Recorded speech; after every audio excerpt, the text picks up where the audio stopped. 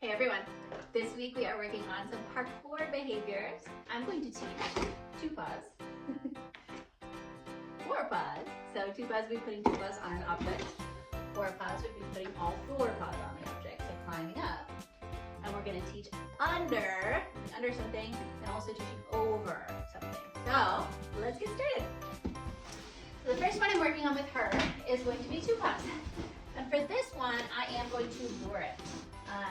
So for this, you want to use an object that is stable. It's not going to move around a lot because we don't want to freak her out. So what I'm going to do here, yes. As soon as she put both paws on there, I said yes, and I gave a treat. I'm going to do that again. And this tipped a little bit, so I'm going to try and hold it a little harder. Yes. After I'm done, I just say okay and toss the treat off. Do that again and see if I can just hold it. Yes. So that's all I'm doing. I'm holding a lure just slightly above it. Yes. As soon as both paws are on it, I say yes and I give a treat. When she's very easily and quickly following a lure, that's when I can add a cue. So I will go ahead and do that now. 2 paws. Yes. Okay. Good job. 2 paws. Yes. And notice I'm saying it as she puts 2 paws on there, not before, because I don't know for sure that she is going to do it yet. 2 paws. Yes. Do it again. 2 paws. Yes. Okay. All right, so now that she's pretty good at it, I'm going to remove the lure. And it may not happen this fast with your dog. That's okay, she's worked on this before. This isn't new. Ready?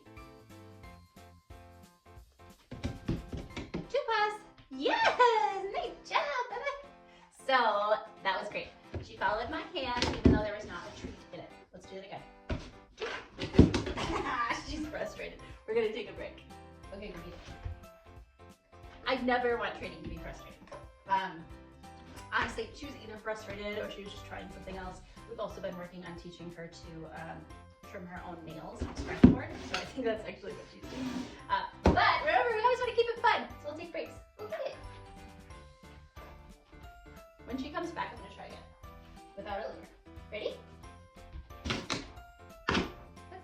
2 paws. Yes, nice job. Oh, that is so good. Okay. Good girl. So that's 2 paws. You can call it climb, perch, whatever you want to call it. Should we do it one more time? 2 paws. Good girl. Oh, that's really good. Start with one object that is a little bit more stable than this. So, a big hardcover book would be a good option. A stool that isn't gonna wiggle around. You can take a big heavy block of wood and cover it with something non-slip. So basically you want it to be secure, not like this. And non-slip. 2 paws. Yay, good girl. Oh, you're so smart. Yes, you're so smart. Good job. Troubleshooting. I have taught this with dogs who are nervous about putting their paws on something. Oftentimes that is because the object itself is maybe looks slippery or unstable. So that's where making sure that you're placing stable non-slip object to start training it is really important. Or they're just really not understanding what you want. So if you're moving your treat lure and they're just watching you or they're sitting instead, that's okay. Work slower. So if she was defaulting to a sit here, instead of putting her 2 paws up, I would just go slower. Yes. And I would treat that, right? Just a little bit of movement until we get further and further. It's no problem. Or maybe they're scared of the object. So that's something that you can fix, right? You can toss a bunch of treats around it. You can encourage them to explore it so that they know what they're dealing with before they put their paws on it.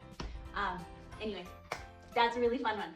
Once you've got it with one object, then you can start to generalize it to other objects like rocks, benches, whatever. Okay, ready? Next up, we have 4 paws. A larger stable object, and when I say larger, I just mean something large enough for them to fit their body on. As they get more confident with this behavior, you can work towards smaller objects, but for now you want to start with something big. So I have an ottoman here. Ready? I'm gonna start with 2 paws.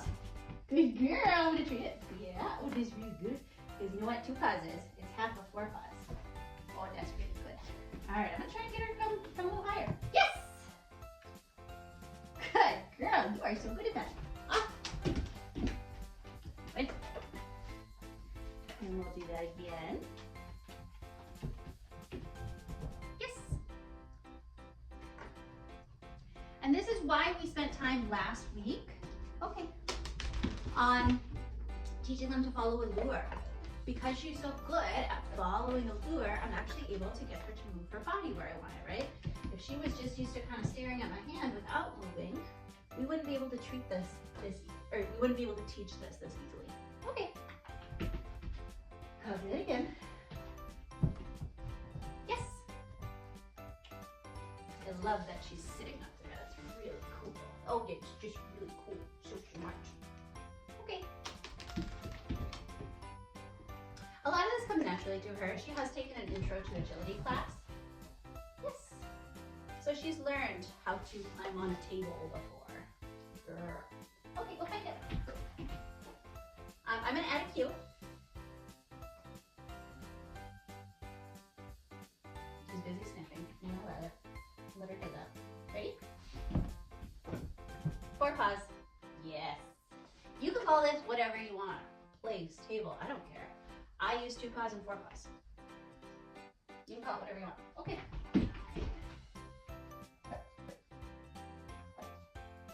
Ready? 4 paws. Yes. Uh-oh, we dropped one. Okay, go get it. Okay, go get it. Yep, you're so good. Okay, go find it. Girl. Gonna do it one more time? 4 paws. Yeah, girl. So that one I didn't use a lure. I just used a hand signal. So that's 4 paws. It can be really fun to teach. Again, troubleshooting. Same idea. They don't want to put 4 paws on an object. It might be because the object feels unstable. It might be because it's too small. It might be because it feels weird under their feet. When you're first starting to train this, make sure you start with as easy as possible of an object before we start to mix it up and make things more difficult, right? At this point with my other dogs, not this one because she's young and this is new to her, but my other dogs, I can point to pretty much any object, ask them for 4 paws, and they'll try. You know? But we didn't start there. We started with easier objects, stable, large objects. So now you know how to teach 2 paws up and 4 paws on. Now we're gonna work on something a little bit different. We're gonna teach an over and an under. I've got a broom right here. All I'm gonna do to start is I'm actually not gonna put this on anything. Yes, this seems really kind of silly because of course she can step over this. That's okay, that's where we start. We don't want it to be scary. Yes. So I'm just luring her to walk over it. Yes. Yes. Yes. Yes. Good girl. Now I'm gonna do it with a lure. I'm just gonna use my hands. Ready? Yes. Nice job. Good. Yes. Nice job. Beautiful. And of course you can add a cue. So I am going to call this over. You ready? You're so ready. Okay. Over. Yes. Nice job. Over. Yes. And I'm not saying it beforehand yet. I'm saying it as she does it. Over. Yeah, good girl. Over. Good. Because what I don't want to do is risk saying it when she's not going to do it. Over. Good. Over. Good girl. All right. She's comfortable with this thing now. Doesn't make her uncomfortable at all, even if I move it around. That's how I know she's ready. All right, so I have a little hamper here. And oh my gosh, I am starting so low. I know, Aria. Okay, so this is roughly 3 inches. I actually might go a little lower.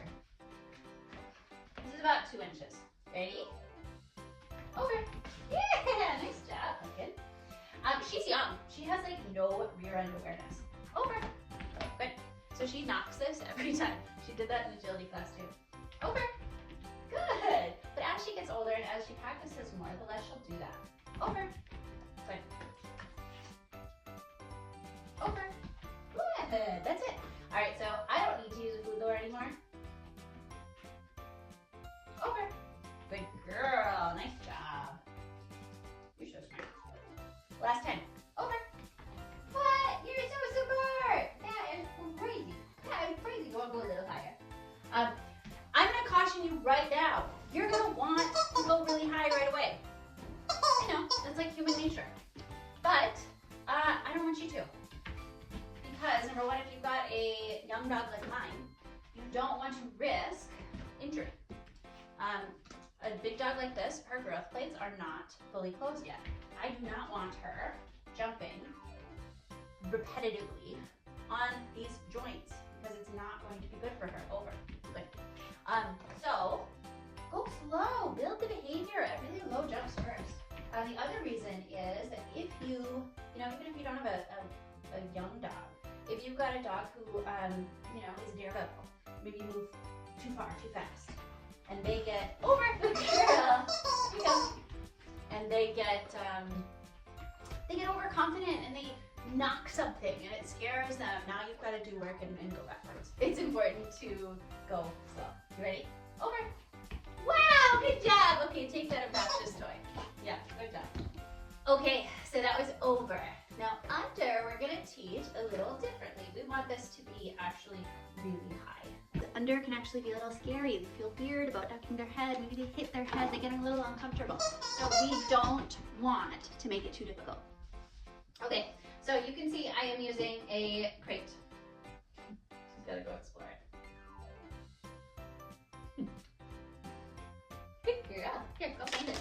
All right, so that's a couple treats away so she could go, so we can reset. Now, I've got this really high. She can easily walk under this without bumping her head, and that's where we want to start. Ready? Under. Yes. You could argue that she doesn't even notice it. Under. Yes, nice job. You're so good. You're so smart. Good. And I'm just using kibble because she easily works for kibble. Arya. Good girl. Under. Good. All right, because she has no concern whatsoever about under. Nice job. About this, we can go a little lower. So now I'm gonna go a little bit lower. All right, now she has to duck a little bit if she doesn't want to bump her head. But I know my daughter, and she does not mind bumping her head, so that's probably what she'll do. Under. Good girl. Under. Good girl. Oh, you're so smart. You are just so stinking smart. Under. Good. All right, I'm gonna go a little lower because she's. Oh, that. Did you see? She made that made her a little uncomfortable. Under. Yes. But she's did it. No problem. No problem at all, huh? Under. Good. All right, so now she's having to dip her spine a little bit. Under. Good. So she's becoming aware of this obstacle. Under. Good. Go a little lower. Ooh. Okay, so this might be a little bit hard. Under. No, she did it. She's amazing. Ready, spaghetti? Under. Good girl. Wow. Under. Yes.